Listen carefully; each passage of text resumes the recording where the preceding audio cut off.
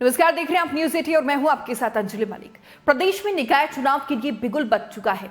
तारीखों का ऐलान हो चुका है।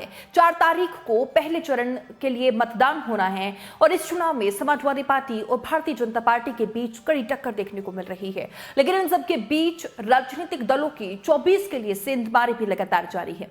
निकाय चुनाव को पॉलिटिकल पार्टी भले ही प्रतिष्ठा का चुनाव मानकर खेल रही हो, लेकिन असल में निशाना जो है वो 24 ही है। जी हाँ, लोकसभा चुनाव की तैयारियों में समाजवादी पार्टी प्रमुख अखिलेश यादव कड़ाई से जुट गए हैं। लेकिन अब रालोद मुखिया जयंत चौधरी भी इस अभियान को और भी ज्यादा तेज करने वाले हैं और इसी के तहत एक अभियान का उन्होंने ऐलान भी कर दिया है, जिसको नाम दिया गया है समरसता। जी हाँ, पश्चिम यूपी में दबदबा रखने वाली रालोद एक बार फिर से निकाय के बाद 24 के लिए हुंकार भरने वाली है। राष्ट्रीय लोकदल के राष्ट्रीय अध्यक्ष जयंत चौधरी समरसता अभियान के तहत आयोजित कार्यक्रम में शामिल होंगे। रालोद की ओर से कार्यक्रमों की सूची जो है वो जारी कर दी है, आपकी स्क्रीन पर भी वो आप देख सकते हैं। आरएलडी सूचना जारी करते हुए उन्होंने एक ट्वीट किया है और कहा है कि गांव-गांव में ये संदेश जो है भाईचारे का वो लेकर जाया जाएगा। चलिए एक बार जयंत चौधरी कब कहां पहुंचेंगे समरसता अभियान के तहत वो भी आपको बता देते हैं। जयंत का जो ये कार्यक्रम है वो 19 मई से शुरू होने वाला है। जयंत चौधरी आरएलडी के गढ़ बागपत से इस कार्यक्रम की शुरुआत करने वाले हैं। जयंत चौधरी सबसे पहले 19 और 20 मई को बागपत पहुंचेंगे, उसके बाद फिर 23 मई को धनोरा, 24 मई को नौगांव, 26 मई को फतेहपुर सीकरी, 27 मई को आगरा ग्रामीण और 30 मई की अगर बात करें तो मुरादनगर और 31 मई को मोतीनगर और 2 जून बिजनौर पहुंचेंगे। साथ ही साथ अगर बात करें तो 3 जून को यह समाप्त हो जाएगा, जो चांदपुर में समाप्त होगा। लाजमी है कि खतौली की जीत के बाद जो है पश्चिम में रालोद 2024 के लोकसभा चुनाव में उम्मीदों का पूरब यूं ही नहीं दिख रही है। 2022 के विधानसभा चुनाव में सपा रालोद गठबंधन हार के बाद भी मुजफ्फरनगर जिले के 6 में से 4 विधानसभा सीटें जो है वो जीतने में सफल हुई थी।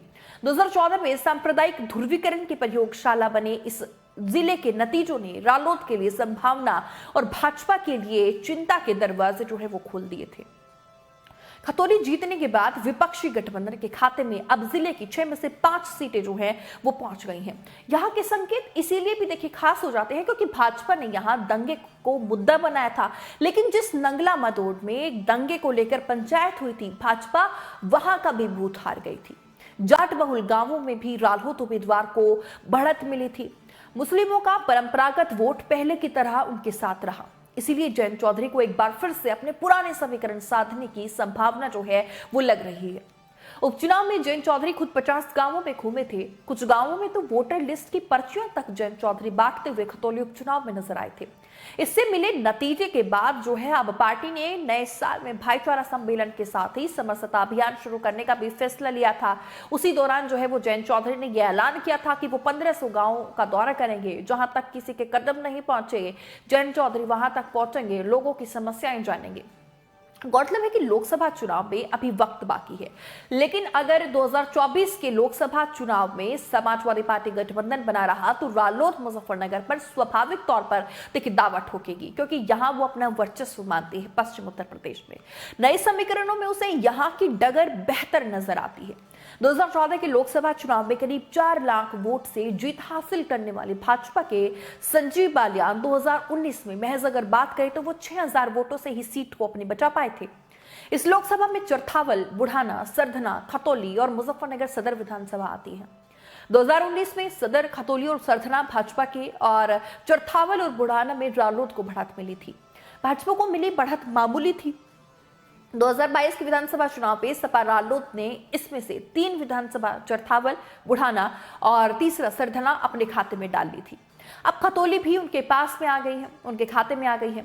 दंगे की मंद पड़ी आंच के संकेतों को देखते हुए रालोद ने वेस्ट यूपी में जमीनी सक्रियता जो है वो अब तेज करती है, जिसे जाट मुस्लिम बेल्ट में 2024 में दावेदारी मजबूत की जा सके।